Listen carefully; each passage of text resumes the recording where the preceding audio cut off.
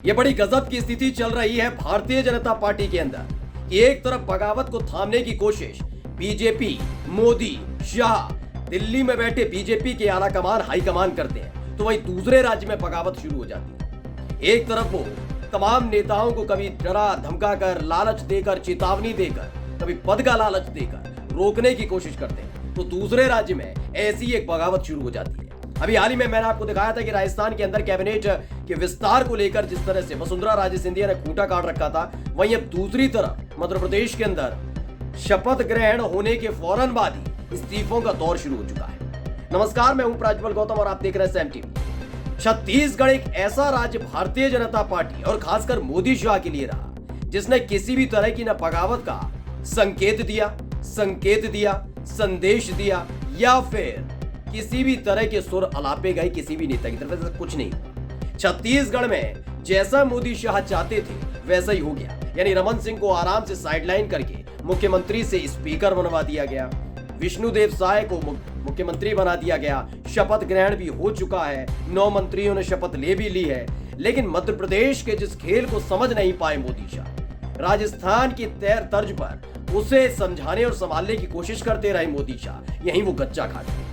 दरअसल आपको मैं बता दूं कि भारतीय जनता पार्टी के कद्दावर नेता जो मोदी और शाह के बेहद खासम खास रहे, उन्होंने ही इस्तीफा दे दिया है। ये खबर अपने आप में एक भूचाल लाने वाली है। वो क्यों, मैं पहले इनका एक बयान सुना देता हूं। मतलब मेरी भूमिका में विधायक हूं अभी और राष्ट्रीय महामंत्री हूं। कल बैठक में जा रहा हूं, राष्ट्रीय कार्यकारिणी की बैठक में। तो अभी राष्ट्रीय महामंत्री आप लोग बड़ा हल्के में लेते हैं, मैं बहुत बड़ा आदमी। देखिए, लोकतंत्र की खूबसूरती है चर्चा। मुझे आज कहते हुए बहुत गर्व है कि पहले दिन की विधानसभा आज हुई। मुझे कांग्रेस के नए विधायकों ने कहा कि इस प्रकार की विधानसभा चलना चाहिए, हमने ऐसी विधानसभा चलते हुए नहीं देखी। दूसरी तीसरी बार के विधायक तो हमने ऐसी विधानसभा चलते हुए नहीं देखी। तो इतने अच्छे कटाक्ष हुए, इतनी अच्छी चर्चा हुई और सब ने सौहार्दपूर्ण वातावरण में सरकार को उन्होंने व्यंग्य किए, हमने उनको व्यंग्य किए। तो ये बयान सुना आपने, पहचान गए होंगे, इनका नाम है कैलाश विजयवर्गीय। अगर आप शिवराज सिंह चौहान को देखेंगे मध्य प्रदेश के अंदर भारतीय जनता पार्टी, मोहन यादव नहीं, मोहन यादव तो अब मुख्यमंत्री बने, शिवराज सिंह चौहान के बाद ये दूसरे ऐसे बड़े नेता हैं कैलाश विजयवर्गीय, जो लगातार अपने बयानों के जरिए किसी न किसी वजह से ये चर्चाओं में रहते हैं और सबसे वरिष्ठ नेताओं में से भी एक है।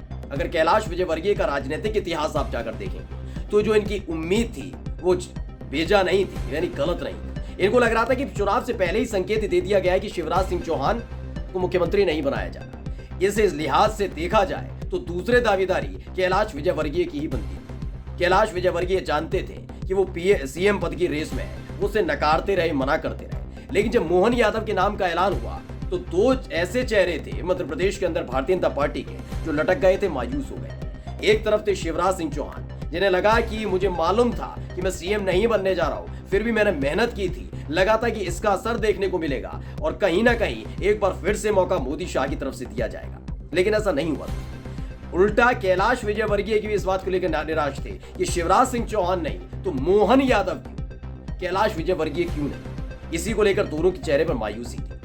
जो मैंने बयान सुनाया वो बयान ताजा नहीं है, वो बयान है 22 दिसंबर। दरअसल ये तब का बयान है जब मोहन यादव सीएम चुन लिए गए थे, शपथ हो गई थी, लेकिन कैबिनेट विस्तार नहीं था। ऐसे में कैलाश विजयवर्गीय ने एक संकेत दिया था पत्रकारों से वार्ता के दौरान कि वो हल्के आदमी नहीं, वो बहुत बड़े आदमी। वो जरूर अपनी बात पर हंस गए थे, लेकिन इसे संदेश की एक भाषा कही जाती है।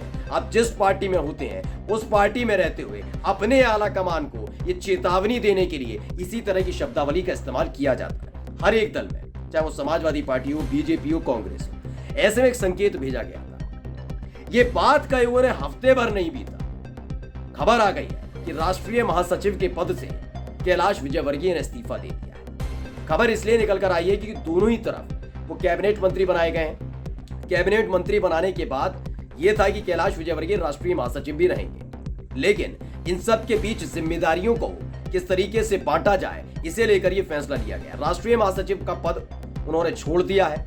उम्मीद थी कि मोहन यादव के लिए कम से कम रोड़ा नहीं बनेंगे, ये लग रहा था मोदी शाह को कि रोड़ा नहीं बन पाएंगे, इसलिए इन्हें राष्ट्रीय महासचिव बनाए।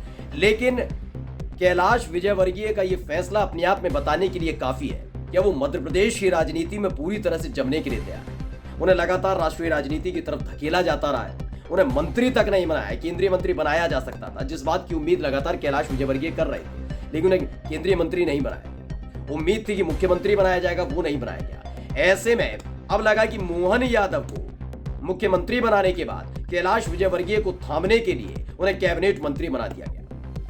वहीं उन्हें राष्ट्रीय महासचिव भी बरकरार रखा गया, जिससे उन्हें दिल्ली में व्यस्त रखा जाए। लेकिन कैलाश विजयवर्गीय ने इस्तीफा दे दिया है। कैलाश विजयवर्गीय ने इस्तीफा दे दिया है। अब वो मध्य प्रदेश में रहने वाले हैं, यानी आने वाले दिन मोहन यादव के लिए बहुत मुसीबत भरे हो सकते हैं, क्योंकि कैलाश विजयवर्गीय के बारे में हर कोई जानता है। वो अपनी बात डंके की चोट पर कहते हैं, चाहे वो गलत कहें, सही कहें, विवादों वाली बात कहें, लेकिन ये बात सच है कि कैलाश विजयवर्गीय ने जब जब अपनी बात रखी, वो डंके की चोट पर रखी है।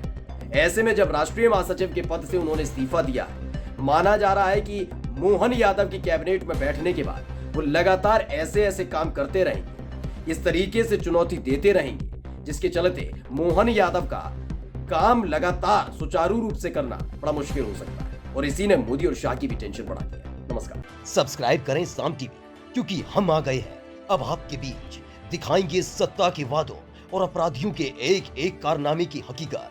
और हाँ, अगर आपके पास भी हो कोई ऐसी खबर तो कमेंट करके हमें बताएं, क्योंकि बिना डर और दबाव के हम दिखाते हैं हर एक खबर डंके की चोट पर।